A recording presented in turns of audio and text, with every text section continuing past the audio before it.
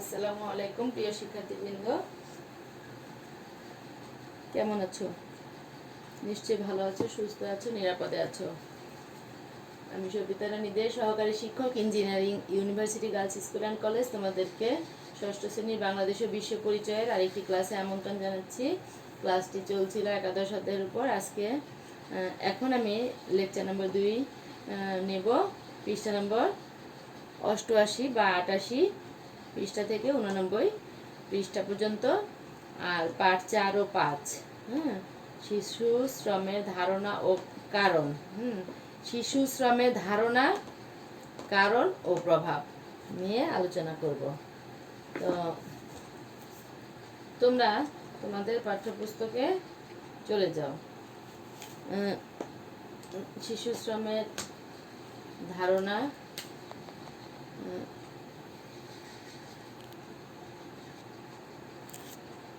শিশু শ্রমের ধারণা, কারণ ও প্রভাব।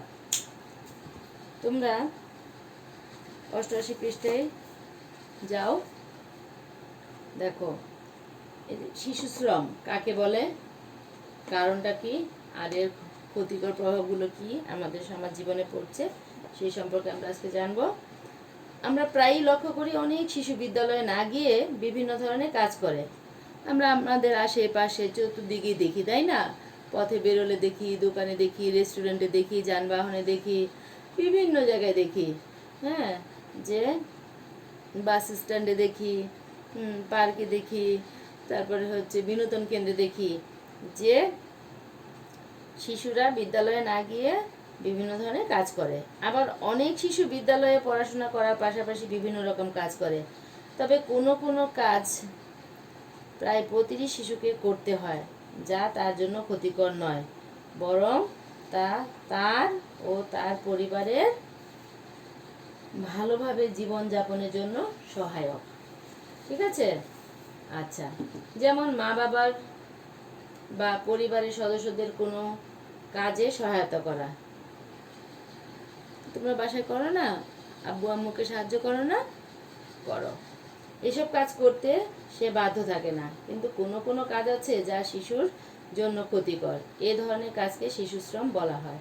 কোনো কোনো কাজ আছে যেটা হলো শিশুরা মানে পারিশ্রমিকের বিনিময়ে, স্বল্প পারিশ্রমিকের বিনিময়ে করে থাকে।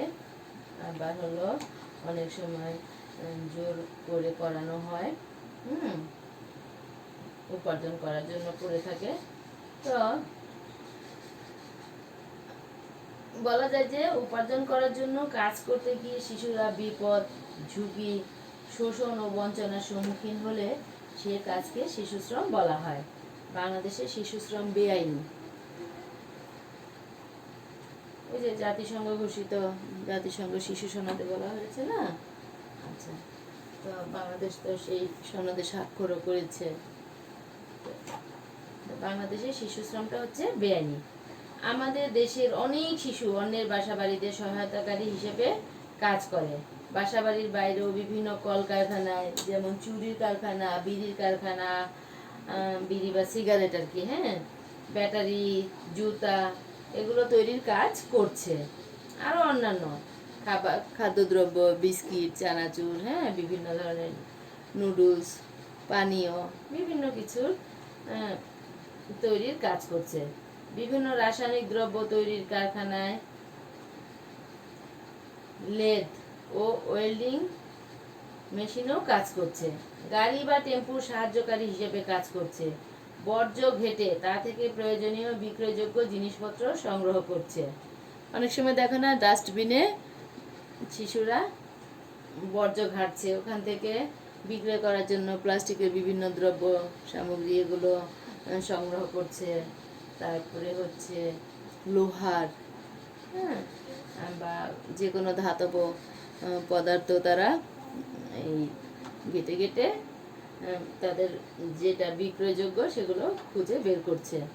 কিন্তু কেন শিশুরা এসব কাজ করছে? শিশু শ্রমের কারণ অনেক।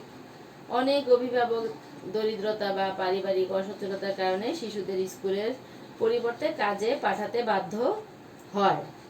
আবার মা বাবা অসুস্থ হলে কিংবা তাদের মধ্যে বিবাহ বিচ্ছেদ ঘটলে অনেক সময় শিশুরা অর্থ উপার্জনে বাধ্য হয়। খুব কম মজুরিতে শিশুদের পাওয়া যায় বলে গৃহকর্মে বা ইটের ভাটার মতো অনেক ঝুঁকিপূর্ণ কাজে শিশু শ্রম ব্যবহার হয়। এছাড়া বড় ধরনের প্রাকৃতিক দুর্যোগের কারণে অনেক শিশু বিদ্যালয় থেকে ঝরে পড়ে এবং শিশু শ্রমিক হিসাবে কাজ করে।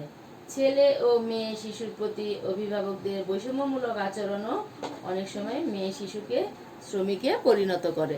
দেখো অনেকগুলো কারণ আছে। হ্যাঁ, কি কি কারণে শিশুরা এই যে ঝুঁকিপূর্ণ কাজগুলোতে তারা যাচ্ছে। আচ্ছা, ঝুঁকিপূর্ণ শ্রম শিশুর শারীরিক ও মানসিক স্বাস্থ্যের ক্ষতি করে। অতিরিক্ত শ্রমের কারণে নানা ধরনের সংক্রামক রোগে তারা আক্রান্ত হয়। একই বয়সী শিশুদের বিদ্যালয়ে যেতে দেখে, খেলতে দেখে এবং মা বাবার সাথে বেড়াতে দেখে শিশু শ্রমিকদের মধ্যে এক ধরনের মানসিক প্রতিক্রিয়া সৃষ্টি হয়। ওই যে বললাম, অনেক সময় পার্কে গিয়ে দেখা যায় যে শিশুরা বাদাম বিক্রি করছে, পানি বিক্রি করছে, ফুল বিক্রি করছে। তো এই যে তোমরা তো বিনোদন কেন্দ্রে যাও, বিনোদন কেন্দ্রে গিয়ে দেখো অনেক ছোট ছোট শিশুরা অনেক সময় তোমাদের সামনে বিভিন্ন চকলেট নিয়ে আসছে। তো তোমরা মা বাবার সাথে যাও, আর ওরা মা বাবার সাথে যেতে পারে না, তারা উপার্জন করার জন্য বের হয়েছে, কিন্তু তাদের মনে কিন্তু একটা প্রতিক্রিয়া সৃষ্টি হচ্ছে, আমিও যদি আমার মা বাবার সাথে এভাবে ঘুরতে পারতাম, এভাবে বেড়াতে পারতাম, এভাবে আসতে পারতাম, সুন্দর সুন্দর জামা কাপড় পরতে পারতাম। এই যে নেতিবাচক প্রভাবগুলো পড়ে, এটা স্বাভাবিক, তাই না? আচ্ছা, তারাও এসব পেতে চায়, তাই চাহিদার অপূর্ণতা থেকে শিশু মনে হীনমন্যতার সৃষ্টি হয়। ওই যে তার চাহিদাটা পূরণ হলো না, সে তার মা বাবার সাথে আসতে পারলো না, সুন্দর জামা কাপড় পরতে পারলো না, সুন্দর পরিবেশে থাকতে পারে না, পড়াশোনা করতে পারে না, এই কারণে তার ভিতরে হীনমন্যতার সৃষ্টি হয়। আচ্ছা, শিশু স্বাভাবিক আচরণ করতে পারে না, সমাজ ও সমাজের মানুষের প্রতি শ্রদ্ধা হারিয়ে ফেলে। শিশু মনে এক প্রকার হিংস্রতা বা ক্ষিপ্রতা জন্ম নেয়। এসব শিশু আবেগহীন, ভয়হীন হয়ে ভয়ঙ্কর হয়ে উঠতে পারে। অপুষ্টি, অনিদ্রা, বিশ্রামহীন জীবন শিশু শ্রমিকের বিকাশকে বাধাগ্রস্ত করে। আমরা জীবনের জন্য ক্ষতিকর ঝুঁকিপূর্ণ শ্রম থেকে নিজেদেরকে বিরত রাখব এবং অন্যদেরকে বিরত থাকতে সহায়তা করব। দেখো একটা ছবি, শিশুরা ইট ভাঙছে।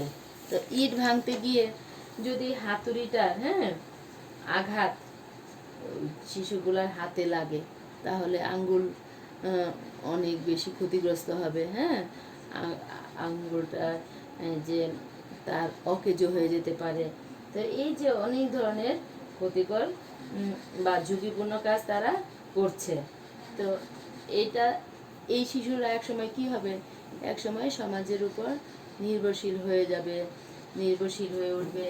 তারপরে হচ্ছে তারা একটা বোঝা হবে, অথবা বিভিন্ন অপরাধমূলক কাজে জড়িয়ে পড়বে।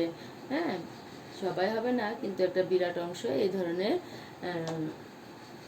এই কাজগুলো থেকে অপরাধমূলক কাজে, ওই যে হীনমন্যতার সৃষ্টি হয়, অপরাধমূলক কাজে লিপ্ত হবে, চুরি, ছিনতাই, এই ধরনের কাজে তারা লিপ্ত হবে। তো এটা আমাদের জন্য একটা নেতিবাচক প্রভাব।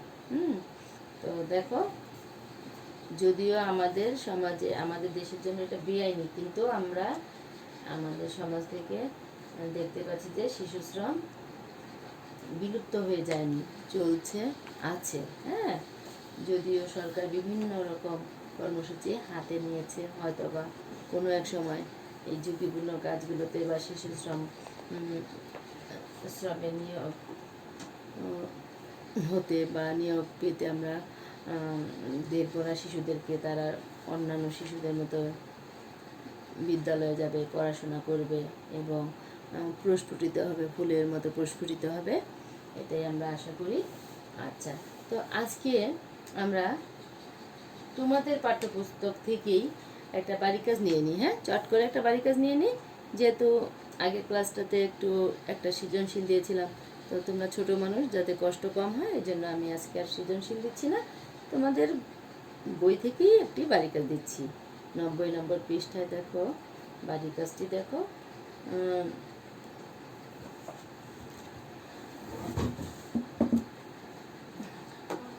তো তোমাদের পড়া আজকে মূলত ছিল 88-89 পৃষ্ঠা, আর বাড়ির কাজটি হচ্ছে 90 নম্বর পৃষ্ঠা। 5টি ঝুঁকিপূর্ণ শিশুশ্রম ও এগুলোর ক্ষতিকর দিক চিহ্নিত করো। নিশ্চয়ই তোমরা পারবে, কারণ খুব সহজ একটা বাড়ির কাজ। তোমরা তোমাদের আশেপাশে থেকে অনেক উদাহরণ দেখতে পাও, হ্যাঁ, ওখান থেকেই তোমরা সংগ্রহ করতে পারবে, লিখতে পারবে, ক্ষতিকর দিকগুলোও চিহ্নিত করতে পারবে। শিক্ষকের সহায়তায় অথবা বয়োজ্যেষ্ঠদের সহায়তায় বাড়ির কাজটি করে ফেলো, নিজেরাও চেষ্টা করে করতে পারো। তাহলে সবাই ভালো থেকো, সুস্থ থেকো। পরের ক্লাসে দেখা হবে ইনশাল্লাহ। আল্লাহ হাফিজ।